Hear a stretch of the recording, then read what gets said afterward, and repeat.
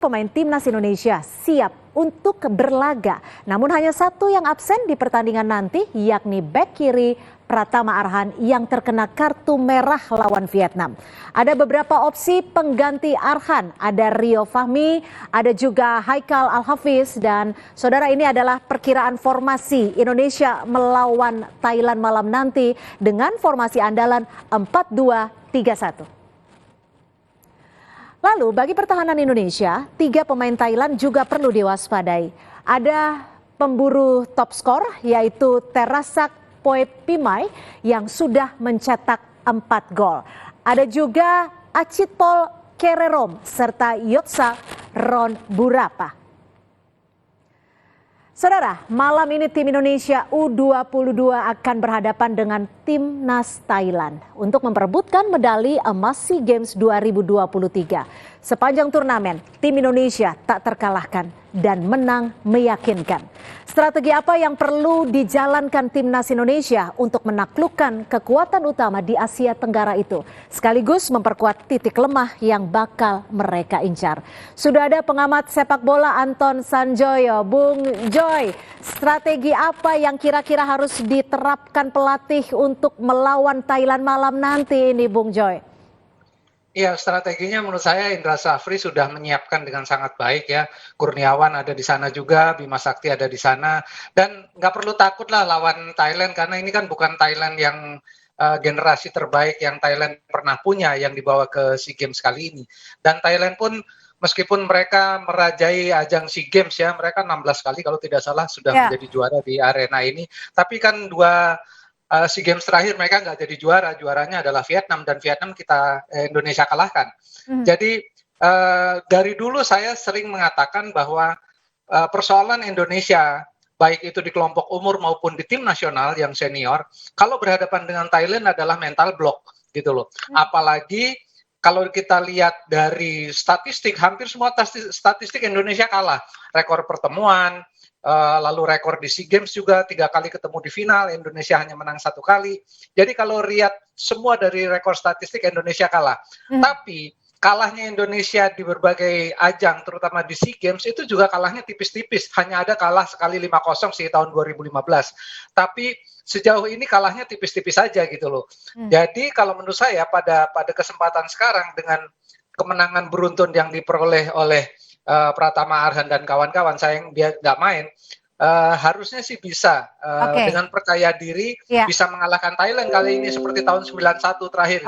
Indonesia Bung Joy, tapi kalau dilihat dari lini pertahanannya sendiri, perlu ada yang dibenahi tidak untuk pertandingan malam nanti? Saya kira dengan formasi 4 sejajar yang biasanya memang diterapkan oleh Indra Safri, terutama kalau kita lihat pemain seperti Rizky Ridho, Rio Fahmi, itu kan sangat tenang ya, meskipun pada kesempatan ketika berhadapan dengan Vietnam sempat ada panik karena memang Indonesia kekurangan pemain, hanya bermain dengan 10 orang. Tapi kan kemudian tetap bisa menjaga ritmenya, bahkan bisa mencuri gol kemenangan. Jadi dengan 4 yang sejajar itu hanya akan kehilangan Pratama Arhan, tapi saya rasa kehilangan Pratama Arhan itu cuma kehilangan 1 poin penting, yaitu throw in ke dalam. Tapi secara kualitas Haikal saya rasa bisa menjadi pengganti dari Arhan. Artinya kalau menurut prediksi Anda, meskipun Arhan terkena kartu merah, ini tetap bisa menguatkan timnas Indonesia? Betul. Peluangnya berapa nih? Gimana? Peluangnya kan seperti apa nih? Indonesia lebih berpeluang 5-5-4-5 karena bagaimanapun juga menghadapi Thailand harus dihilangin dulu mental blocknya. Kalau mereka masuk lapangan dengan keyakinan Indonesia bisa mengalahkan Thailand dengan melupakan semua statistik yang pernah ada, karena statistik kan tinggal sejarah gitu loh. Ini saya rasa udah modal kuat banget. Apalagi mereka mengalahkan juara bertahan Vietnam kan, meskipun timnya juga sangat berbeda. Tapi Thailand yang sekarang tidak sekuat yang dulu-dulu. Tidak sekuat yang dulu ya? Nah, hanya ada 2 pemain senior, itu pun jam mainnya tidak terlalu banyak. Memang ada top scorer mereka sekarang ini. Tapi posisinya bisa dijaga lah. Saya kira Rio Fahmi bisa menjaga dia, dan kalau dia di man to man marking juga saya rasa tidak bisa berbuat banyak. Oke. Jadi kalau pertahanan ketat dan Witan bisa bermain lebih eksplosif, Marcelino Ferdinand juga lebih agresif, Indonesia peluangnya lebih dari 55%, mungkin sekitar Peluangnya 60%. lebih dari 55% untuk menyabet emas. Bung Joy, tapi prediksi Anda siapa pemain yang bisa diandalkan untuk mencetak gol terbanyak? Marcelino Ferdinand saya kira punya peluang untuk bisa menjadi penentu ya. Kemarin Taulani juga bisa menjadi penentu kemenangan meskipun masuk di babak kedua sudah hampir selesai. Jadi harusnya sih Indonesia punya banyak pemain yang bisa Sananta bisa menjadi target man yang baik juga. Saya rasa ada beberapa pemain yang bisa menjadi andalan.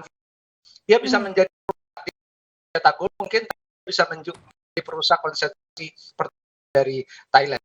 Oke, Bung Joy, tapi seperti penguasaan bola untuk timnas Thailand ini kan bisa dikatakan cukup ditakutkan hasilnya. Mereka menggunakan sedikit lebih semua status. Mereka lalu dominan Myanmar lebih dari semifinal. Jadi Indonesia hanya bisa melakukan marking yang ketat, tidak boleh memberikan ruang. Ya silahkan saja cukup, tapi kan possession tidak. Oke.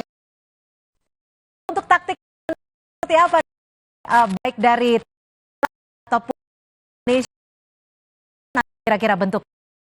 Ini kan pertandingan saya rasa tidak akan satu tim pun yang milih untuk bertahan. Jadi mereka akan all out. Cukup karena sama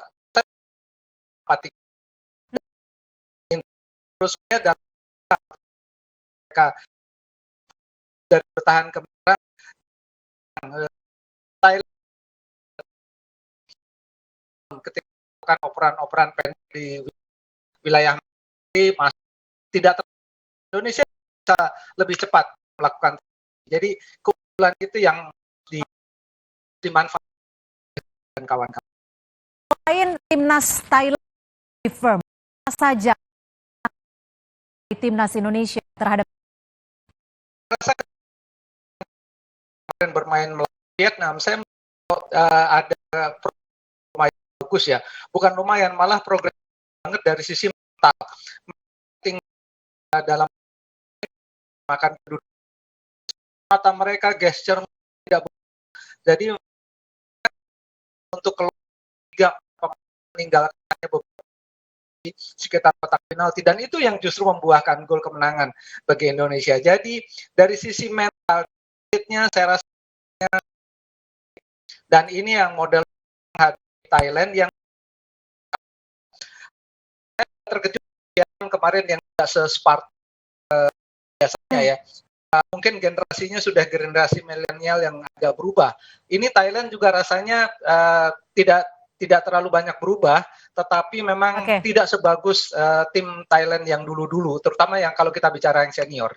Oke, kalau dari serangan balik yang diandalkan ini cukup efektif tidak kalau dilakukan malam ini?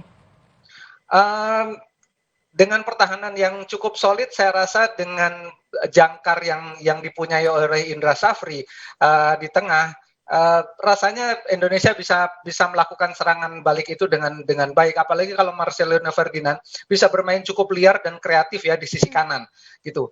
Jadi kalau itu bisa dimanfaatkan, Indonesia bisa memanfaatkan serangan balik, atau jangan-jangan malah Thailand yang akan memanfaatkan serangan balik, karena mereka banyak sekali mencetak gol dari serangan balik ya, dari 13 gol 6 diantaranya dari serangan balik. Jadi Thailand pun punya kemampuan untuk itu. Indonesia harus hati-hati, tapi serangan balik selalu menjadi opsi. Iya, iya. Kalau prediksi formasi pemain timnas Indonesia akan seperti apa nih Bung Joy kira-kira?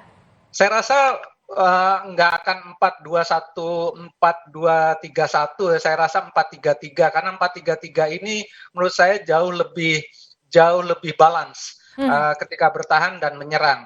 Jadi pemain sayap Indonesia bisa menumpuk di sekitar wilayah dekat kotak penalti ketika mendapatkan serangan. Inilah yang saya kira kunci kemenangan ketika kemarin menghadapi Vietnam. Jadi 4-3-3 Indonesia, 4-3-3 juga akan dijalankan oleh Thailand. Karena mereka juga punya, ini 4-3-3 ini kan sebetulnya balance antara serangan yang sebetulnya 70% serangan, 30% bertahan. Tapi bertahannya itu juga sebetulnya dengan pemain-pemain tengah yang agresif untuk ikut bertahan. Baik, terima kasih Bung Joy untuk insight-nya. Sama-sama kita akan berdoa untuk kemenangan Indonesia. Semoga saja bisa mengakhiri 32 tahun puasa emas ya. Sama-sama kita doakan timnas Indonesia yang akan berlaga malam nanti.